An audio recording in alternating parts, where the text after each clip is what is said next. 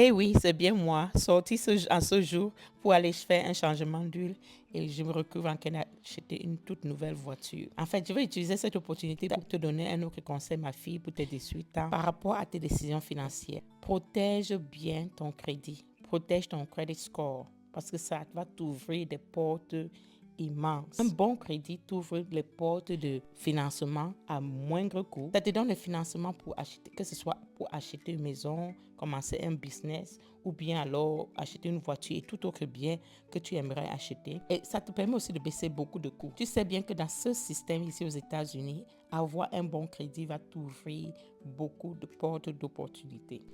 Alors moi, achetant cette voiture, ça peut sembler comme si c'était sur un coup de tête, mais on y avait déjà pensé. J'ai pu financer cette voiture avec un taux de 1,9% justement à cause d'un très bon crédit.